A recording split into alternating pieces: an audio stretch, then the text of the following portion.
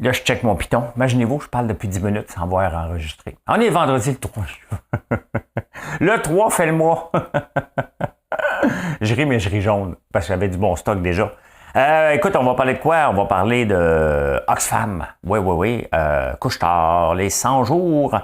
Doug Ford, on va parler de tout ça. Le taux horaire variable, le lait, on veut augmenter encore. Au Québec, qu'est-ce qui se passe? Une 6e année, secondaire 6.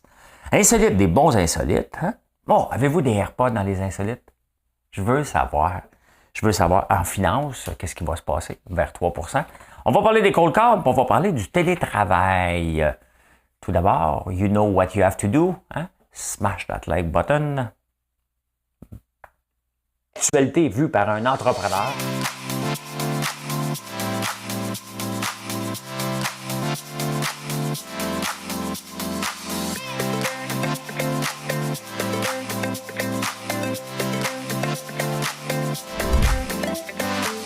Ça bulle, parce que des fois j'ai des bulles, mais ça bulle.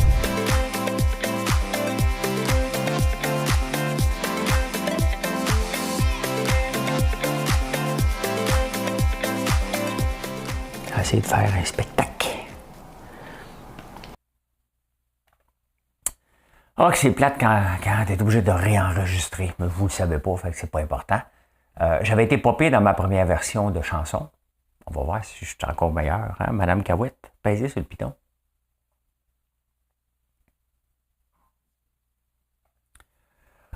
Vous les femmes, vous le charme, vos sourires nous attirent et nous désarment.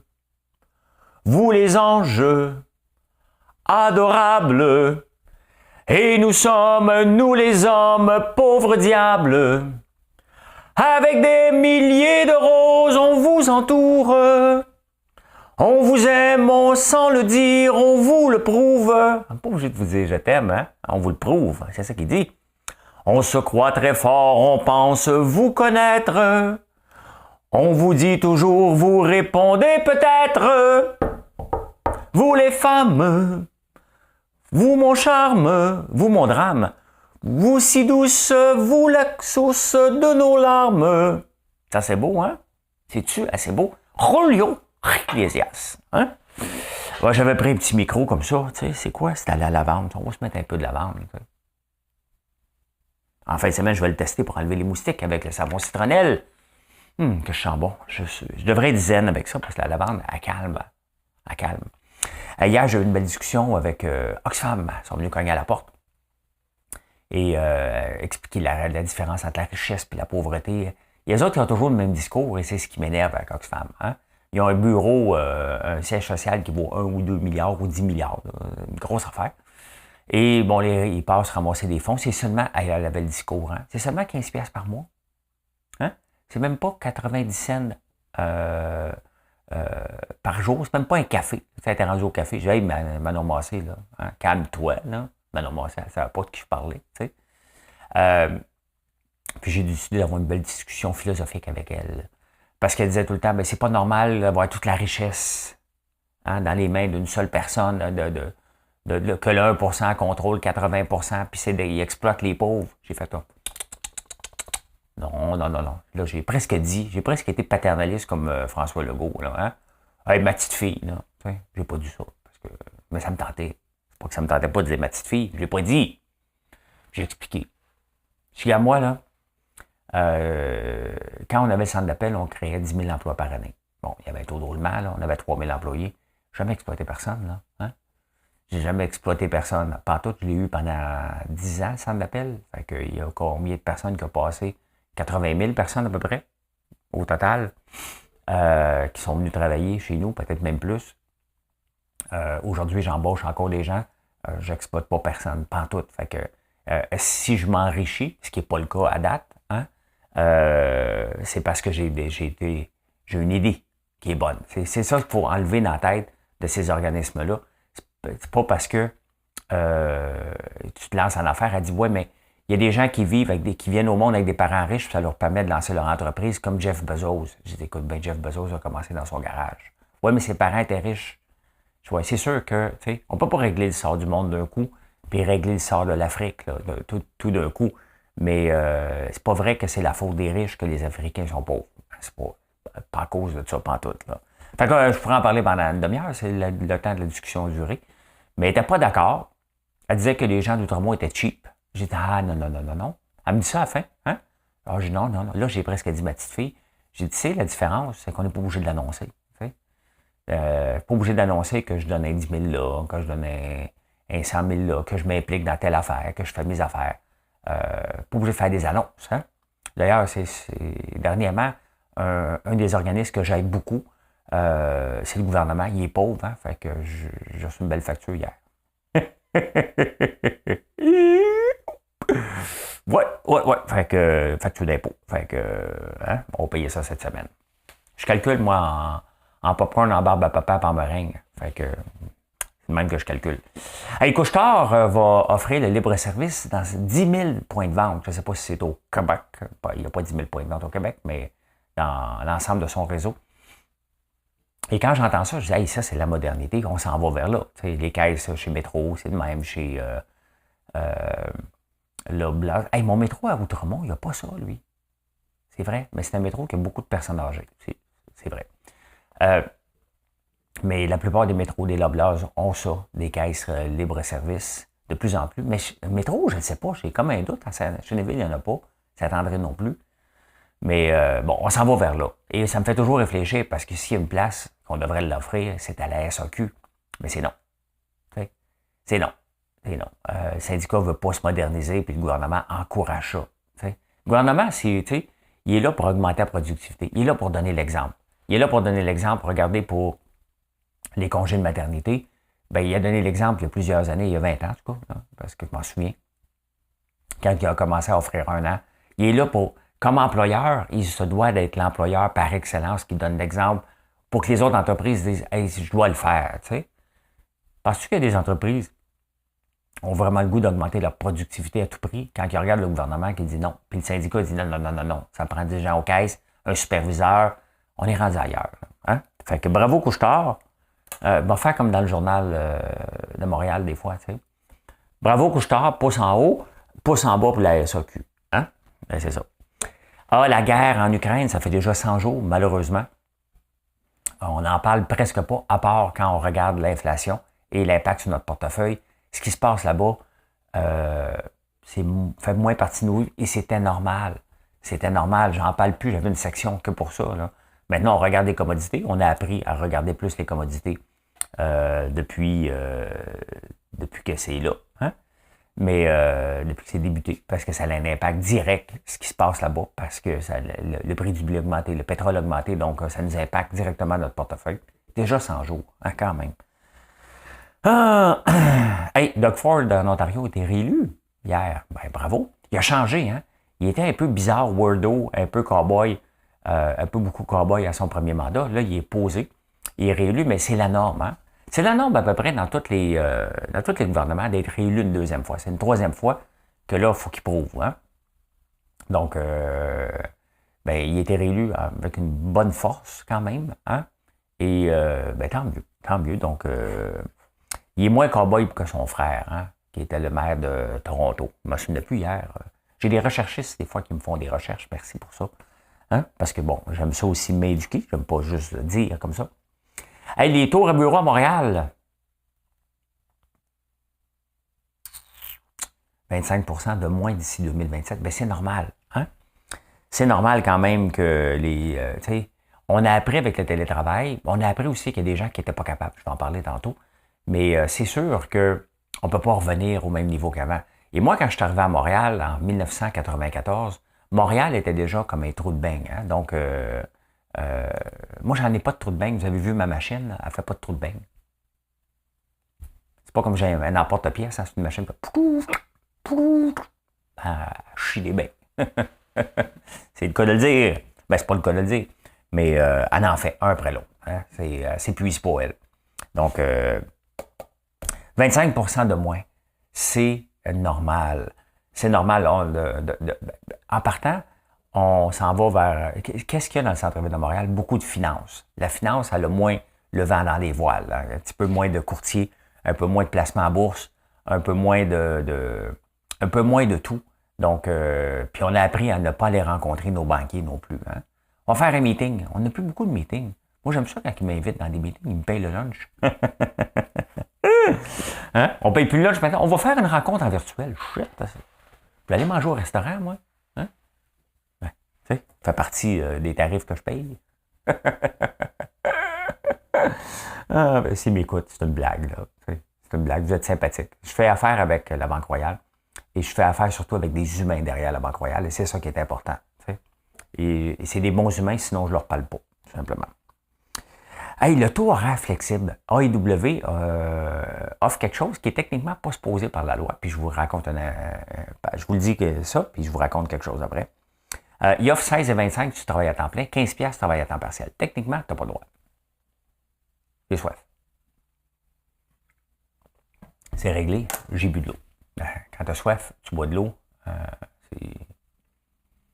J'ai soif, je bois de l'eau. C'est comme ça. C'était bien bizarre. Ben oui. Ouais, fait que le taux horaire, c'est à temps plein. Quand j'étais au cégep, une de mes jobs d'été, c'est de travailler chez Yellow. Et je me souviens du gérant, je travaillais au Yellow à Place Versailles, à Hall. Gatineau, pour ceux qui se demandent, Hall, c'est quoi ça? Ça s'appelait Secteur Hall pour les nouveaux. Hein? Et le gérant m'avait demandé, le salaire minimum était 4$ à ce moment-là. Puis il m'avait dit, toi, tu t'en viens-tu travailler à temps plein ou à temps partiel? Je dis, c'est quoi la différence? Je m'en viens travailler pour l'été. Tu sais. Ah, il dit, parce que si tu travailles à temps plein, c'est 6,80 de l'heure. Si tu travailles à temps partiel, 4$ de l'heure.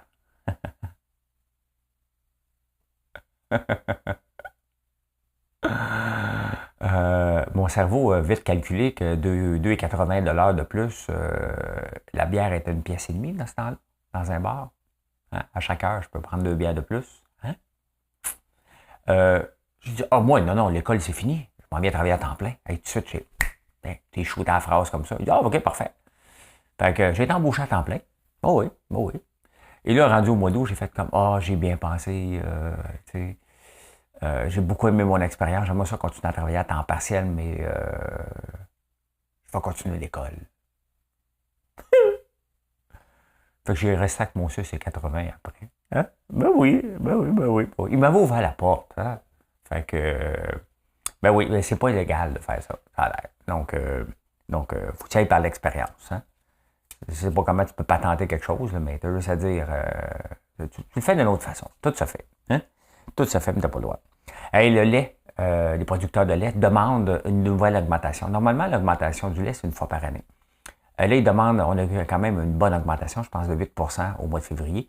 Ils en demandent une deuxième parce que l'inflation est là. On n'est pas contre. C'est sûr que si tu regardes en ce moment, le prix du diesel, hein, très élevé. Le prix de la moulée est très élevé. C'est sûr que les producteurs de lait veulent en avoir plus. Maintenant, il va falloir qu'ils nous montrent le chiffre. Ça n'arrivera pas, là, mais le lait est subventionné de beaucoup. En même temps, ce qui est paradoxal un peu, je comprends les producteurs de lait du Québec, les producteurs de lait canadiens, de vouloir avoir plus d'argent. On n'est pas contre la vertu, là, on en veut tous. Moi aussi, j'aimerais ça monter le prix de mes gaufres, qui est combien? 6,89, je pense, 6,79, 6,89, et les monter à 10$. Hein? Mais je suis dans un marché concurrentiel, moi. Je peux pas. Il faut que je regarde, OK, qu'est-ce qu'on offre? De vrai érable, du beurre, pas de l'huile de palme. Donc, je me compare, puis je dis, OK, c'est là le prix que les gens sont prêts à acheter. Je fonctionne comme ça, comme en entreprise.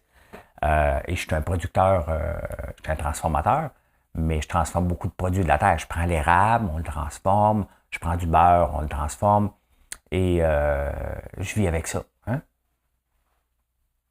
Eux autres, ils ont de la concurrence des laits, des breuvages laitiers qui ne sont pas du lait. Hein? On a des alternatives. Et pendant ce temps-là, eux autres, ils vivent dans un vase clos. Ils veulent augmenter une deuxième fois, puis probablement que ça va arriver. Une deuxième fois qu'ils veulent augmenter le prix du lait, probablement d'un autre 8%.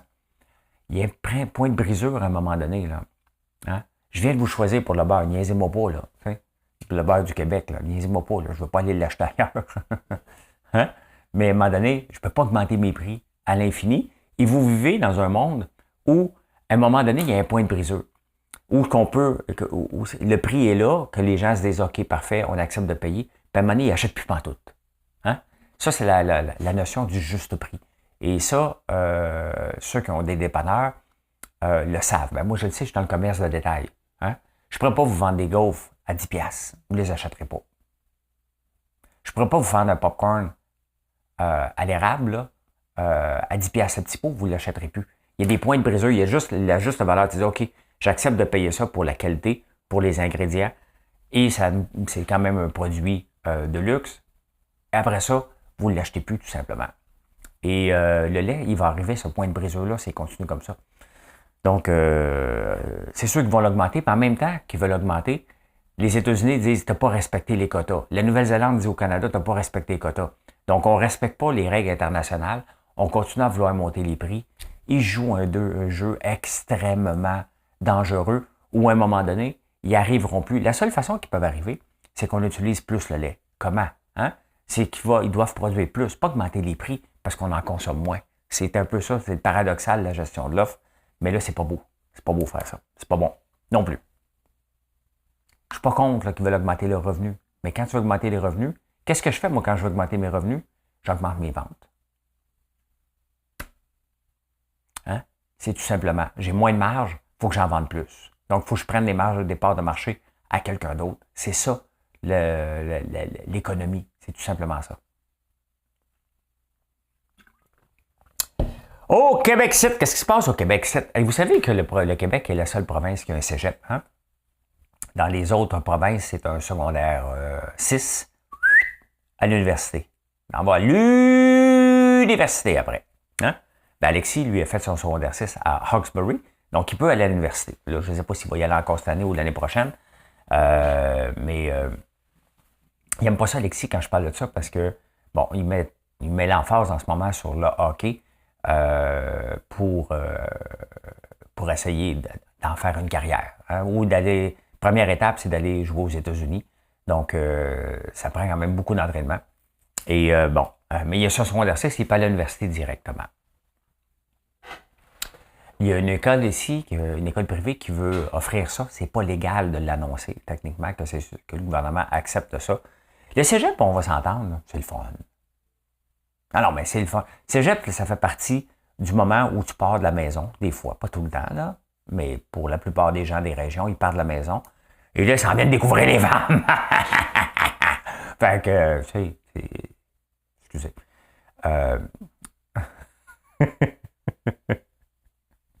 Ici Pierre-Olivier Zappa, TVA Nouvelles. Parce que c'est lui qui va remplacer Sophie Dippo.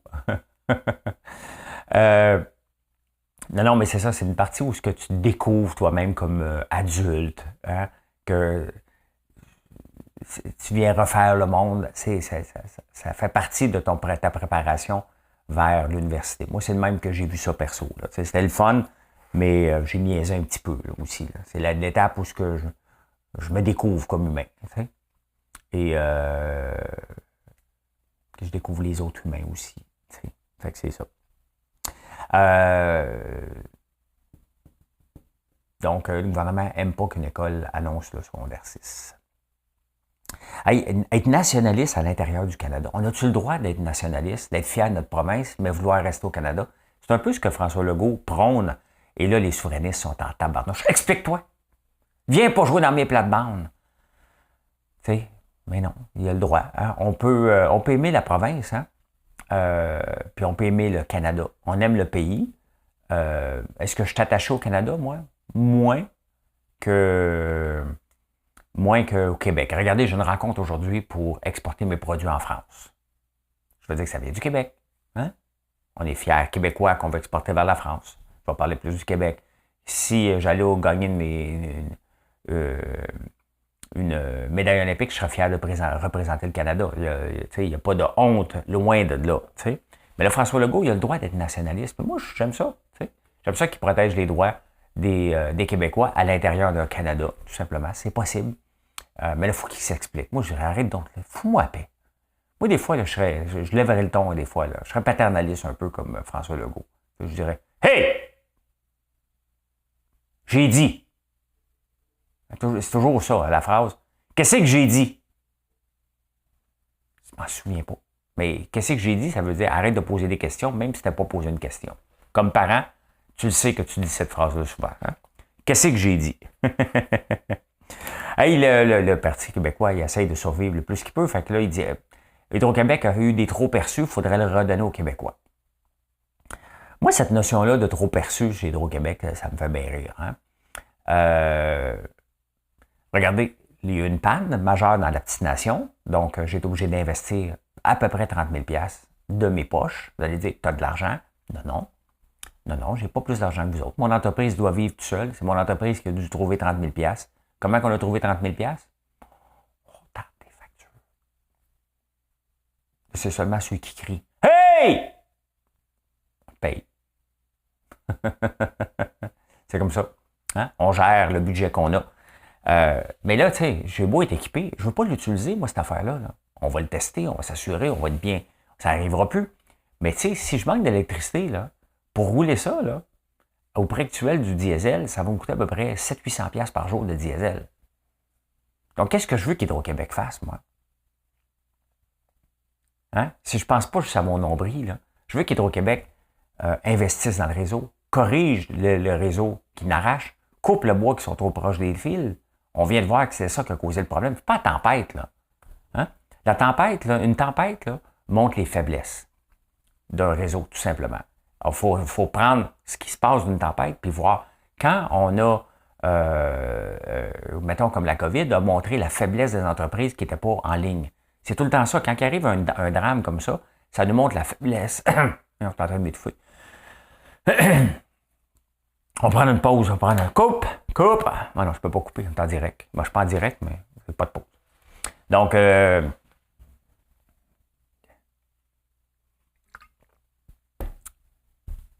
il faut que Hydro-Québec investisse dans le réseau pour plus que ça arrive. Hein? Il y a des entreprises qui ne trouvent pas drôle, là, hein? Qui ont perdu énormément, qui n'ont pas les moyens, ça va prendre des années. Tous les profits de l'année ont flambé en quelques jours. Vous allez me dire, ils doivent se protéger, mais arrêtez de penser que les entreprises sont toutes riches pour on peut se protéger contre une protection. Non. On vit en société. Hydro-Québec nous doit nous donner un réseau qui a de l'allure. On veut l'exporter, ce réseau-là. On va commencer par être solide ici. Donc, les trop perçus d'Hydro-Québec, arrêtez de parler de trop perçus. Investissez majeur dans le... Attendez pas que ça pète. Hein? Faites le tour des poteaux puis tapez dessus. Là. C'est-tu vide? L'autre jour, moi, ils l'ont fait ici à Montréal. Il était 8 à l'entour du poteau. Il était 4. Toc, toc, toc, toc, toc. Vous allez voir ce que je fais. On vérifie si le poteau a besoin d'être 4. Hey, insolite, la section préférée de Julie et de ses ados et de bien des gens. Avez-vous des AirPods? Il y a une étude qui est sortie. Je ne sais pas comment ils font les études, là, mais 17% des gens qui ont des AirPods ont fait l'amour avec. Oui, bonjour, M. Lambert, j'aurais un sondage. Oui, bonjour. Oui, ça me fait plaisir. Bon, avez-vous des AirPods à la maison? Oui. Faites-vous l'amour avec? Hé! J'espère que ce n'est pas la première question du sondage. Il me semble qu'on tombe vite dans le... Il me semble qu'on tombe vite dans le vif du sujet. Hein? Pardon? Pourquoi la question? Ça m'intéresse. Oh, ça m'intéresse. Quel est ton nom? Hein? Je ne sais pas qui fait l'amour avec ses AirPods puis à quel moment qu'on a posé la question. Mais mon site de recherche de l'insolite a sorti ça. Donc, ben voilà. Donc, chez nous ici, Marilyn a des AirPods, Mathieu a des AirPods, Alexis a des AirPods, moi j'ai des AirPods, ça fait 4. Donc, 17, c'est 1 sur 5, et le 5e n'est pas là. Il n'est pas là. Fait que nous autres ici, c'est personne... Non, mais tu sais, hein, je me vois, moi, mettons, donner des bisous à Marilyn avec mes AirPods. On enlève nos bas. On va enlever nos AirPods, là. Hey, en Irlande, il y a un gars qui a appelé les journaux parce que il a pris l'auto de sa femme. Là, vous allez me dire, c'est quoi l'affaire? Prendre l'auto de sa femme. Non, c'est parce qu'elle a une Fiat rose. Fiat 500 rose. Puis là, il a décidé de la prendre. Puis c'est des machos, hein, les Irlandais, là. Ils prennent un gros boc de bière. Ben, il s'est rendu compte qu'il y avait plus de rage au volant. Hein? Tasse-toi, maudite! Hein? Remettez les mots que vous voulez. Fait que là, il a appelé les journaux pour dire aux hommes, prenez pas une auto féminine. Il y a trop de rage au volant. Mais je pense que la même chose ici aussi serait le cas. Hein? Voyez-vous, mettons, dans une petite auto rose, une petite Fiat 500 rose, me promener. Hein? C'est sûr que ça fait pas très viril, mais je porte des chandails roses, quand même. Hein? Mais ouais, c'est ça. Fait que le road rage est plus présent lorsque tu prends l'auto de ta femme. Sache ça. Hein?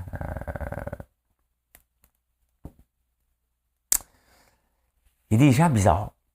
Des gens bizarres. Hey, avant que je dise la personne bizarre, hier, je vous ai enlevé le goût de manger des bananes. Hein? Hein? Une banane, ça sent l'hormone de souris. Hippie. Hein? Une souris femelle. Ouais, je présente une femme, je n'ai pas son nom, c'est pas important. Elle a 25 ans. Et là, elle est obligée de rentrer en thérapie sous hypnose parce que ça fait 23 ans qu'elle ne mange que des sandwichs aux chips. Puis là, bien entendu, hein, c'est pas bon pour sa santé. Elle a essayé à l'école de manger autre chose, mais elle avait le cœur. Donc, ses parents continuaient à lui donner des sandwichs aux chips. Elle a mangé de 23 ans de sa vie, sur 25 ans, des sandwichs aux chips. Là, avec l'hypnose, elle était capable d'arrêter de manger autre chose, un petit brocoli. Ben oui, c'est sûr que la santé. Elle a toutes sortes de maladies maintenant. Quand même, hein? Quand même. Finance. Qu'est-ce qui se passe en finance? Hein? Qu'est-ce qui se passe en finance? C'est comme... je me trouve trop avec mes mains. Finance. Vous les femmes, vous les hommes. Hein? Vous avez parlé pourquoi faire jamais le cégep, hein? Ah, c'est pour ça. Qu'est-ce qui se passe ici? Le pétrole descend un peu. Ça, c'est les commodités. On a commencé à regarder ça avec l'Ukraine, donc on regarde tout le temps ça. Le bois descend encore, hein? Moins 1,76 %, et c'est normal. Le bois, tant que les taux d'intérêt mondial vont monter, vous ne le saviez pas. Moi non plus, je ne savais pas que le bois était relié avec le taux d'intérêt. Hein? S'il y en a qui le savaient, dites-moi dans les commentaires. Ça crée de l'engagement, puis ça me fait passer pour un imbécile. Je le savais, moi. Je savais pas. Là, la Banque du Canada est en train de dire, bon, on l'a monté à 1,5, on va le monter à 3. T'sais? Elle pourrait dire, hein? Je compte jusqu'à 3. Si vous ne changez pas vos comportements, je compte jusqu'à 3. C'est un peu ce qu'elle nous dit, la Banque du Canada pour les taux d'intérêt. Hein? Elle pourrait faire 1, 2, 3. Bon, voilà, je suis rendu à 3. Mais elle nous niaise, hein? 1, hein? 1,5, 1, 3 quarts. Hey, allez-vous changer? 2. J'ai dit, qu'est-ce que j'ai dit? Hein? 2 et quart. Hein? 2,5. Hey, là, je suis tanné, là. Hein? 2,75. 3. OK, ben, t'as perdu. Hein? C'est un peu ce qu'elle fait, la Banque du Canada. Elle compte jusqu'à 3. Ben oui. Fait que c'est écrit dans le ciel, de toute façon, là, qu'on va monter jusqu'à 3 %, ce qui n'est pas la fin du monde. Ce qui n'est pas le fun, là, mais qui n'est pas la fin du monde encore. Hein? Hey, Bill Morneau, vous vous souvenez de Bill Morneau, l'ancien ministre des Finances. Moi, on me paye. Moi, il va parler de lui. Ben oui, c'est mon show. Puis je vous raconte des anecdotes en même temps. Je l'ai rencontré, hein, parce que avant que Trudeau rentre, ben, j'avais rencontré Justin Trudeau, j'avais rencontré Bill Morneau. Je savais que Bill s'en allait ministre des Finances, ça va être élu. Moi, on me voyait, ben oui, ministre de l'économie. Hein? Pas d'économie, des entreprises, l'industrie. C'est là qu'on me voyait. Fait qu'on est allé manger ensemble pour parler de stratégie canadienne. Puis j'avais décidé de ne pas me présenter, finalement. Un chic type. Puis je le voyais que quand il était sur Trudeau, il disait n'importe quoi, puis il voyait bien que ça n'avait pas de bon sens avec le gars que j'avais rencontré, puis l'homme d'affaires, puis sa façon de gérer les finances du Canada. Ben là, il vient de sortir le chat du sac. Hein? Il n'était pas à l'aise. Il est allé faire un discours, puis il a dit il n'aime pas la vision du Canada. Il n'aime pas Justin Trudeau, bien entendu. Et lui, il dit au Canada, on veut distribuer la richesse. Qu'est-ce qui est mieux, de distribuer la richesse qu'on ne crée pas ou d'augmenter la prospérité pour avoir plus d'argent éventuellement? Et c'est en plein ce que le discours que j'ai eu avec Oxfam, c'est en plein dans cette optique-là. On veut distribuer une richesse ici. Dès que quelqu'un fait plus d'argent, on veut la distribuer. Mais ce qu'on veut créer, c'est plus d'entrepreneurs, plus de richesse pour qu'il y ait plus d'argent via les impôts qui soient redistribués. C'est comme ça qu'on doit voir une économie. C'est comme ça que même si je ne suis pas d'accord avec Fitzgibbon, ben lorsqu'ils viennent d'annoncer 120 millions pour les petites entreprises, on veut créer des petites entreprises qui vont devenir de plus en plus grandes et on va pouvoir financer toutes sortes de programmes avec ça. C'est la vision que j'ai et c'est la vision que Bill Morneau vient de dire et que Fitzgibbon a aussi. C'est juste que Fitzgibbon, il a une approche cowboy, là. Mais ben c'est ça, il vient de planter Trudeau. Ben, avec raison. Donc, au moins, il y a un honneur. Il aurait dû l'avoir, l'honneur, avant de faire 2, 3 budgets qui n'avaient aucun bon sens, Bill Morneau, puis il dit, moi, je n'embarque pas dedans. Là-dessus, je m'en vais. Il aurait dû faire ça s'il avait été un homme de parole, au lieu d'avoir l'air d'un débile à nous présenter des projets qui n'avaient aucun sens. Hein? Les projets, des budgets. Il y a une autre fraude encore en crypto potentielle. Ça s'appelle Time Chain. L'AMF est là-dessus. Il avait investi dans Luna, où j'ai tout perdu moi aussi. Eux autres aussi ont perdu beaucoup. Donc, tu sais, la crypto, là, j'en parle presque plus. Je la regarde un peu sur le coin de l'œil. Il y a quand même des beaux projets, mais la plupart du temps, hein, c'est de la fraude, c'est de la malorganisation. Solana, qui est une chaîne reconnue, a planté pendant 4 heures avant hier. Il y a trop de ménage à faire pour aller mettre de l'argent. Ça a pété, ça avait l'air trop beau pour être vrai. Quand c'est trop beau pour être vrai, c'est pas vrai. Donc, est-ce que je me tiens loin? Ben, de plus en plus. Hein? De plus en plus. Hey, en affaires, là, il faut faire du démarchage. Il n'y a personne qui va venir à nous autres gratuitement. Hein? Je suis souvent en direct, je vous parle de mes produits, mais des fois, il faut aller vous chercher. Nos produits, vous me demandez d'être dans les dépanneurs, il faut faire du démarchage. Hein? Il y a des chaînes de dépanneurs que je veux rentrer, donc ça, souvent, c'est un seul point. Mais malgré tout, regardez les gens coutus, on les approche un à un. On approche de plus en plus des dépanneurs. Hey, en parlant de dépanneurs, là, hier, je vous ai parlé de cette île. C'est phénoménal ce qui se passe avec nos produits à cette île. Vous les aimez, nos produits. Et puis c'est le même un peu partout, à La Plaine aussi, là. Mais je vous parle vraiment de cette île parce qu'il y a une tabagie qui s'appelle Gamache qui commande beaucoup de produits à chaque semaine. Il y a chez Arthur, il y a le pharmacie Jean Coutu à cette île. Hey, merci aux gens de cette île. Merci, merci, merci. Si je pouvais aller vous visiter, j'irais. J'ai déjà été une fois, il y a très, très, très longtemps. Non, j'ai été 2 fois, c'est vrai. Une fois pour donner une conférence et une autre fois pour aller voir des amis qui étaient policiers là-bas. Mais on fait des cold calls, mais les cold calls, on soit qu'on appelle directement. Des fois, on me donne des noms, on les appelle. Et on n'est pas gêné. C'est comme ça qu'on grandit. On n'est pas assis sur nos lauriers. Hein. Toute la journée, maintenant, Alexis fait partie du processus, mon fils, en cherchant des emails, en cherchant des contacts qu'on puisse appeler pour... et ça marche. Hein? Ça marche. Ceux qui disent « Non, je ne sais pas pour appeler quelqu'un », ça marche encore. OK? Est-ce qu'on se fait dire non souvent? Ben oui, on se fait dire non souvent. Mais ça fonctionne. On a envoyé des emails à tous les campings et maintenant, ils commencent à rappeler. On va refaire un deuxième envoi.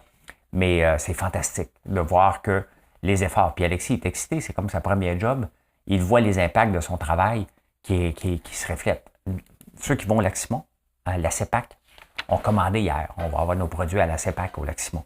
Donc, à Plaisance aussi. Donc, c'est le fun de voir nos produits dans la plupart des campings du Québec. C'est vraiment, vraiment le fun. Et de plus en plus de dépanneurs aussi. Donc, tu sais, on pourrait attendre après les grandes chaînes. C'est long, les grandes chaînes. Puis les autres dépanneurs, il y en a un méchant paquet. Vous savez qu'on est dans tous les super soirs au Québec. Donc, c'est le fun de voir que nos efforts de démarchage fonctionnent de plus en plus. Puis vous aimez nos produits, puis vous le demandez au dépanneur ou à la pharmacie de votre coin.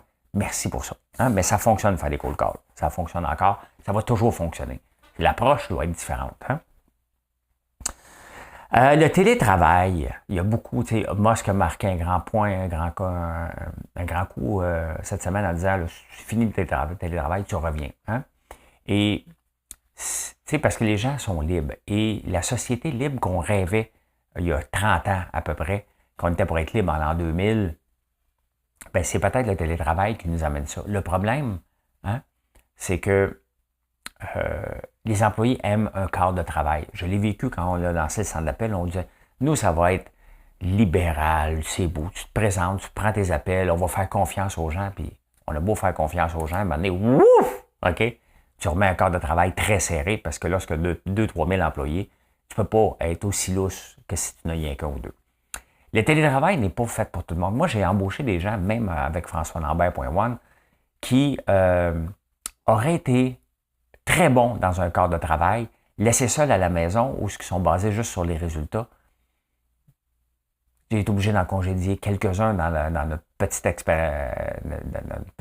vie parce qu'ils n'étaient pas bons dans le télétravail. Puis malheureusement, il y a des places, par rapport à la cuisine, là, tout ce qui reste administratif, démarchage, il y a des gens qui auraient pu rester avec moi si j'avais pu les avoir sous mon aile puis dire non, regarde, ça, tu vas t'adapter, ça, tu vas t'adapter, mais étant donné qu'on n'est pas là, je ne peux que juger les résultats Et je ne sais pas si ça travaillait ou c'est arrivé trois personnes qui travaillaient 12, 13 heures, qui en travaillaient seulement 2. Mais c'est ça, le télétravail n'est pas fait pour tout le monde. Donc, voilà. La société libre de choisir quand on travaille, c'est pas fait pour tout le monde non plus. Hein? Ah, ce qui est fait pour tout le monde, c'est nos produits. Non, c'est ça. Hein? On en a tellement là, que vous pouvez venir à toute heure de jour pour n'importe quoi. Hein? Donc, je sens bon, je sens la lavande. C'est vraiment ça, c'est l'idée de Marilyn, ces roll-on-là. Là, hein?